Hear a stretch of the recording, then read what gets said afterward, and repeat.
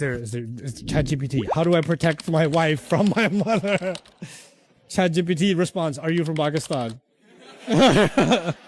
No answer is available yet. He says, Mama, I want to marry this girl. This is Fatima. Yes, yes, of course. Fatima, I'm going to treat her just like my own daughter. You like her, I love her. Let's do this. Whatever my son wants. She's lying. She doesn't want you to be happy. Let me tell you, she's lying. First she says, whatever you want, beta. What she really says is, any woman on the planet I will accept, except Fatima.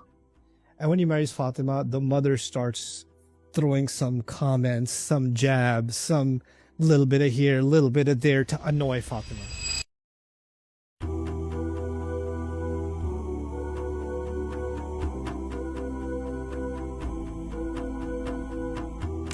You know, when I went to Pakistan 2 years ago, and it was an amazing experience. I learned a lot.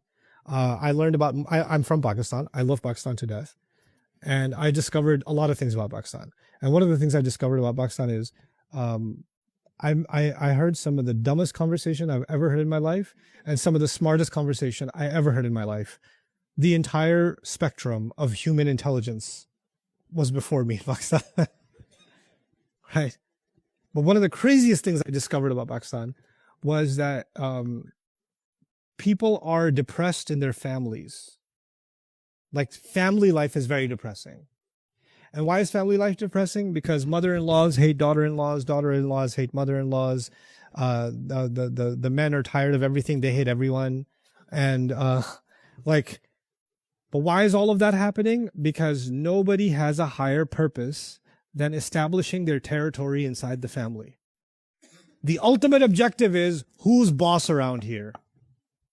Who's boss around here? And what they've done, you don't have to agree with my observation, but I'm going to say it like I see it. I saw men in that country, and probably other countries, similar things are happening. Their mothers, first of all, our mothers, right? Many of our mothers, they did not get any respect at home when they got married, right? This is our family. We did you a favor by letting you marry our golden boy, right? So this woman had no value in her house. And finally she gets, she has a boy. The moment she has a boy, if she had a girl, she still has no value. But if she had a boy, all of a sudden, she just won the Olympics. She's wearing the Olympic gold medal around her neck. That Olympic gold medal is her son, Abdul Kareem.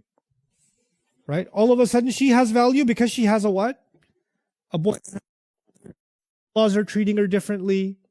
Everybody's congratulating her. All of a sudden, she's, for the first time in my life, I'm important. But why am I important? Because of my son. So she's oodling over it. She loves this kid. She's obsessed with this kid. Mera bachcha, mera bachcha, mera bachcha. Then this kid gets big. And when he gets big, inna lillahi wa inna ilayhi raji'un, he wants to get married. And his mother says to him, and she's lying, she says, I want you to be happy. She's lying. She doesn't want you to be happy. Let me tell you, she's lying. I'll tell you how. And she's not bad, but let me tell you, I'll explain. He says, Mama, I want to marry this girl. This is Fatima. She's from the university. I see that she's a good girl, has a good family. I think she's a good match for me. I want to marry this girl. The mother says, in her head, she says, whatever you want, beta. What she really says is, any woman on the planet I will accept, except Fatima. Fatima you cannot have. Why? Because you want Fatima. Because if you get Fatima and you want it to be with Fatima, then she will have value in your eyes. And the more value she has in your eyes, I will lose my gold medal and attention will turn towards this girl. The one thing that gave this woman value was what? Having a son. This girl that he likes, the fact that he likes her, she's threatened that her value is going to what? Go away. Or she says, oh, you want to marry Fatima, huh? There's another scenario. Some women are more strategic about this. Yes, yes, of course. Fatima, I'm going to treat her just like my own daughter. You like her, I love her. Let's do this. Whatever my son wants. And the poor guy marries Fatima. And when he marries Fatima, the mother starts throwing some comments, some jabs, some little bit of here, little bit of there to annoy Fatima. And when the thing about Fatima is, she's also well trained. So when Fatima gets annoyed, she doesn't respond to the mother. She doesn't get angry at the mother. Who does she get angry at? She gets angry at Abdul Kareem. You people, your family, you don't protect me, you don't respect me, your family, what do you want me to do? I didn't say anything. Yeah, but your mother said it. Okay, I promise, next time we go anywhere within 1 mile of my mother's existence, I will put duct tape on my mother's mouth so that you can exist in peace. That's not what I'm saying. I just need you to protect me. Tell me how to protect you. Handcuffs? What do you need to help me out? I don't know. You figure it out. And this guy, Abdul Kareem, is like, how do I protect my wife from my mother? Is ChatGPT? How do I protect my wife from my mother? ChatGPT responds, are you from Pakistan? No answer is available yet.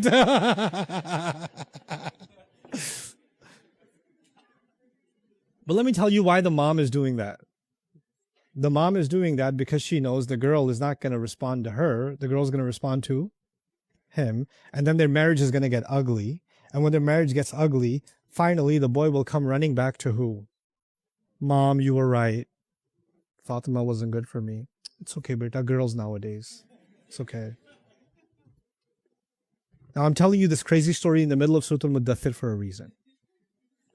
These men are caught in between two women that are in their. I didn't talk about the girl and her craziness either. The wife has her own craziness.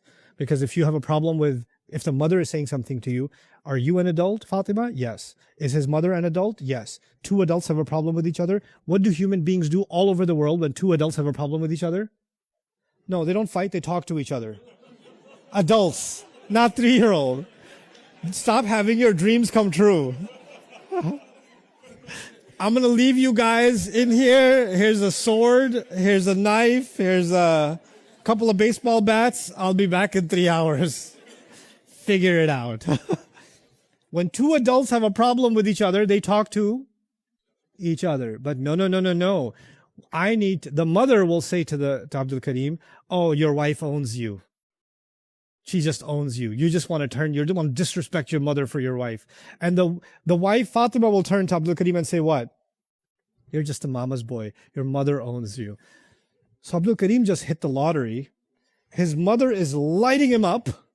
And then he comes home and his wife is also lighting him up. And they both say, we love you. Right? What happens in this situation? And these men are so trapped and they're so depressed and they're so broken. They can't make anyone happy. Their mother's not happy. Their wife's not happy. They're not happy. The children, they're getting guilted from all sides. You think these people are going to invent anything? You think these people are going to build a strong economy? You think these people are going to think about building the ummah? They're going to solve any problems?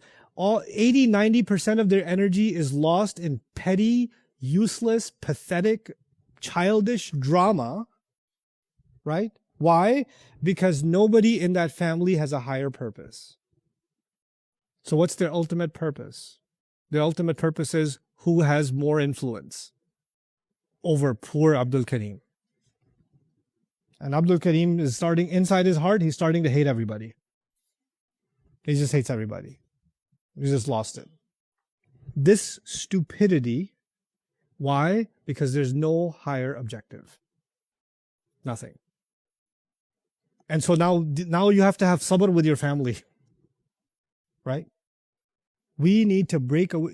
And the reason this happens is when you educate your women about the Book of Allah, when you educate your men about the Book of Allah, when you learn the Book of Allah, you learn higher purpose. You don't get caught in petty, pathetic little territory games. You don't do this.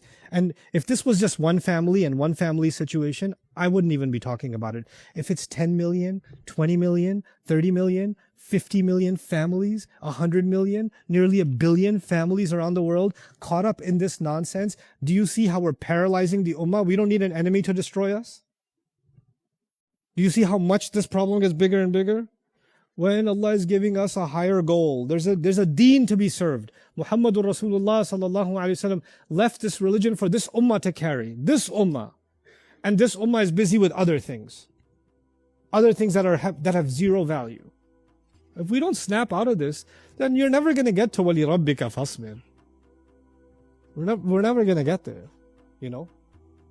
I hope you guys enjoyed that video clip. My team and I have been working tirelessly to try to create as many resources for Muslims to give them first steps in understanding the Quran all the way to the point where they can have a deep, profound understanding of the Quran. We are students of the Quran ourselves, and we want you to be students of the Quran alongside us. Join us for this journey on bayinatv.com, where thousands of hours of work have already been put in.